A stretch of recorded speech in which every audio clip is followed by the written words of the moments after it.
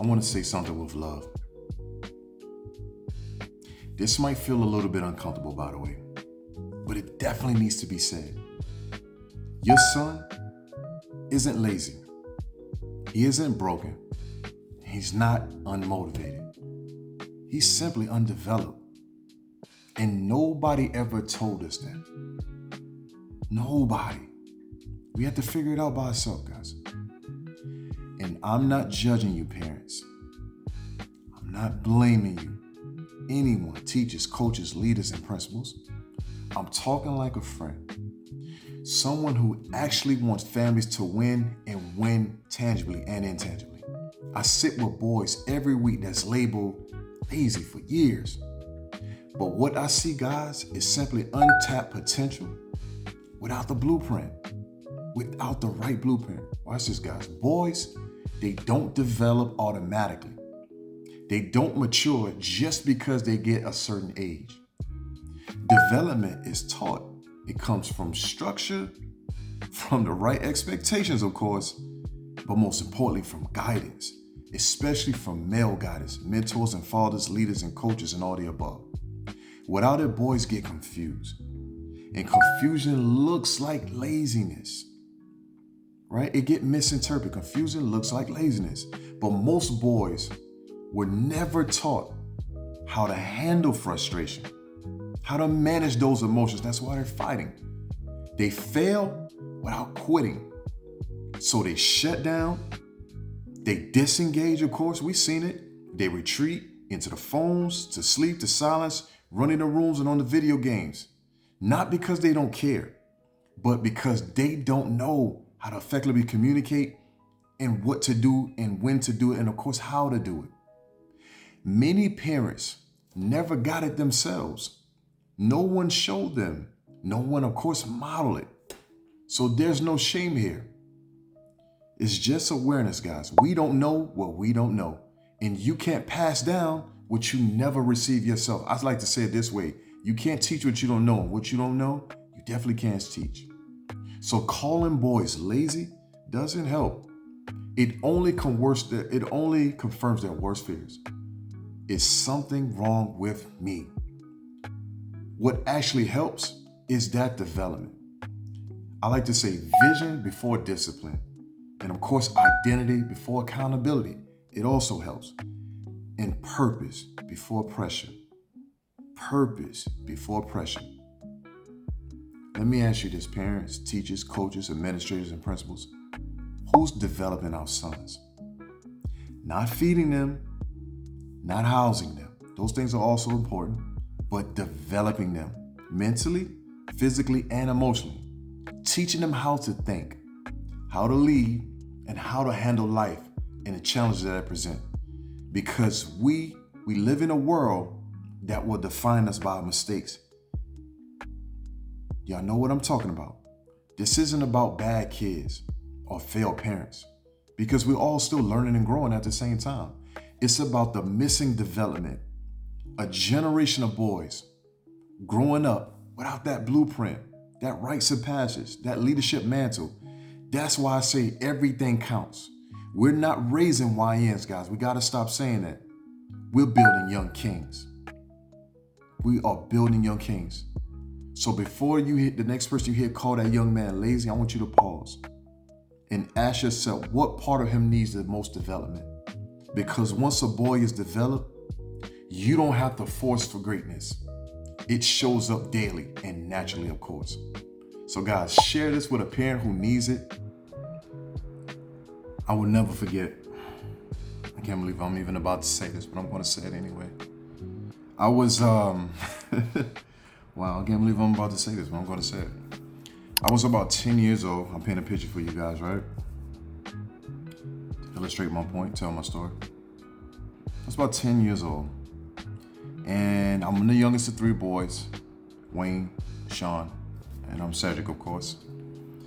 And I always looked up to my older brothers, especially Wayne. Wayne was a big baseball fan, college football fan, and my thing was football, but I always looked up to my older brother, Wayne.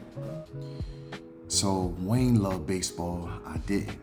And this particular summer, Wayne was one of the Little League baseball coaches, right? Of all things, they let Wayne be a baseball coach. And of course, he drafted his little brother. And I decided to play because he asked me, not because I want to. You guys ever heard the term voluntold? Well, I kind of got voluntold and then I volunteered.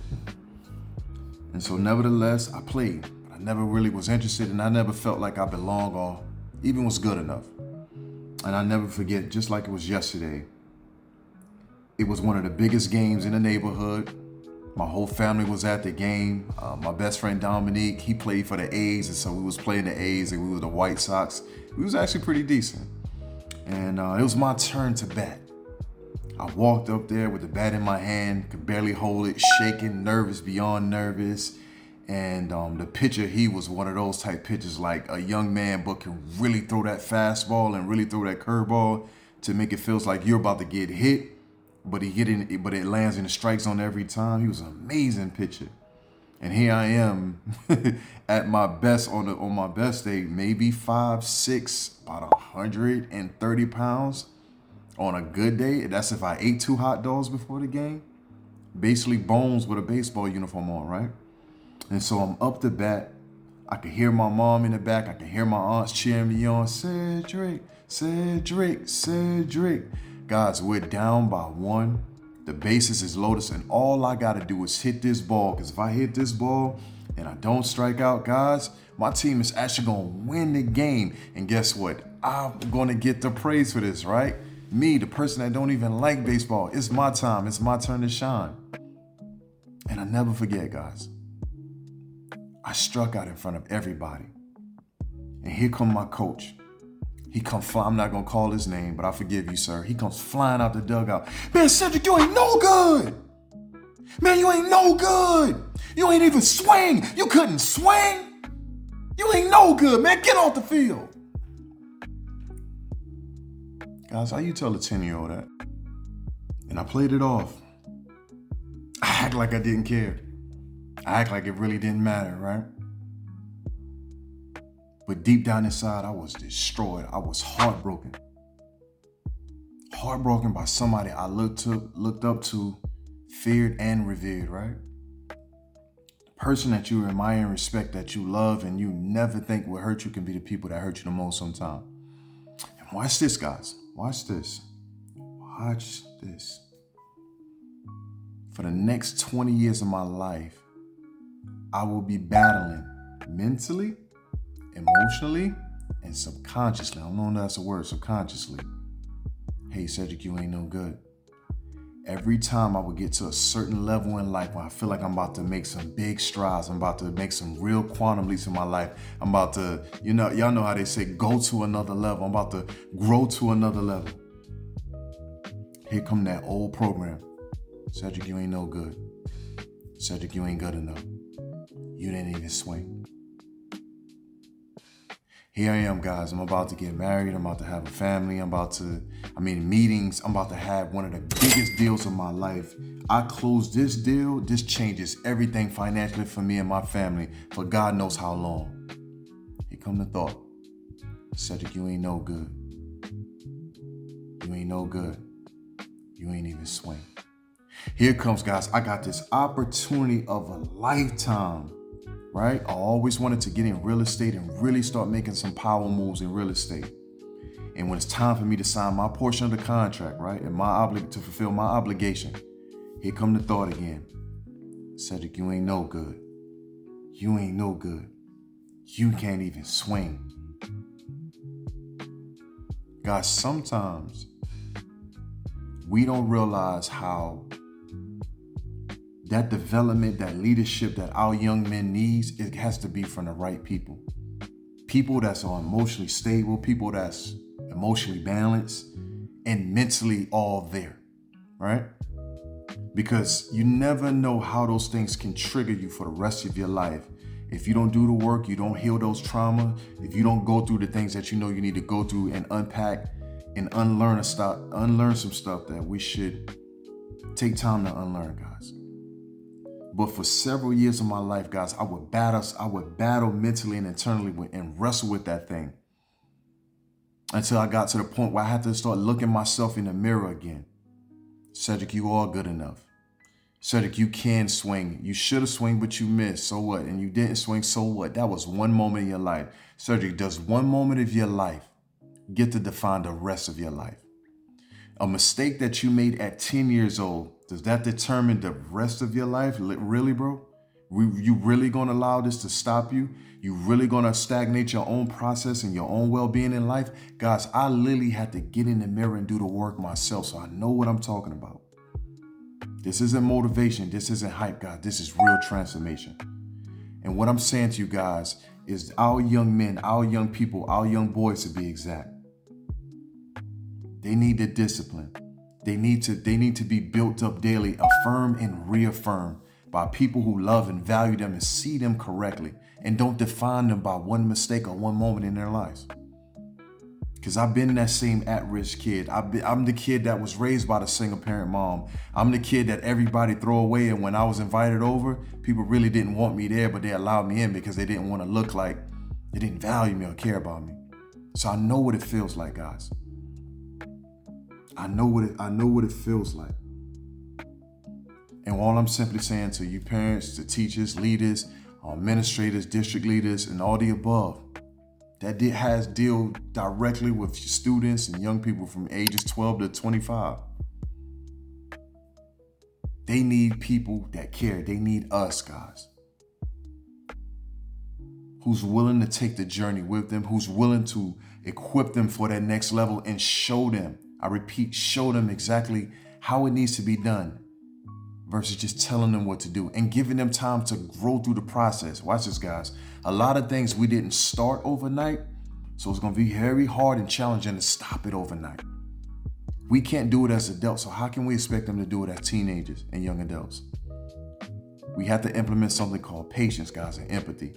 But most importantly, guys, we got to show them and lead them the right way and help them to understand that we got to be the change that we want to see, right? We're going to keep you accountable, but we're going to love you through the process. We're going to have very high expectations for you, but we're going to make sure that we encourage you along that process, right? We're not going to call you lazy and look at you sideways, but we're going to show you how you can make the right adjustments and improvements to become your best version. And we're going to love you with our action and not only with our words. Because more than anything right now, guys, social media has too much influence on our young people. The internet has too much influence on our young people.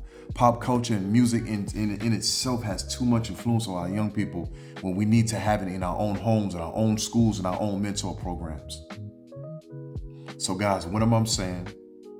Don't be so hard on them. Don't be so quick to throw them away. Or don't be so quick to compare them to older generation that didn't have the same struggles or face the same challenges. They live in a whole different world, guys, where at my daughter 6 years old, she's exposed to the internet, and you guys know what time it is with the internet. One click of a button, you're looking at something that's inappropriate for us as adults. And this is what children have access to when we don't govern it. And then when we do govern on their tablets and their computers and their phones, you guys know the world we live in, they find ways to bypass that and sneak it in cartoons and sitcoms. So guys, we all have a part to play in this and helping and serving our young people. But what I'm saying is we can do it together, and we just have to equip them the right tools to do it together. Guys, I love you to life. You have what it takes to empower our young people, and I would love to continue to serve you, your staff, your children, if that may be, whomever on this journey of leadership, guidance, direction, and most important, academic readiness, and prepared to dominate in life, physically, mentally, and emotionally. So guys, I love you to life. You got what it takes. Please hit the like and subscribe button. I would love to share with you more powerful content like this that can not only change your life, but can impact generations to come. I'm King Cedric. You've just been crowned Cedric Washington Speaks. Let's go. And I'll see you on the next one. Your sons are not lazy. They're just undeveloped.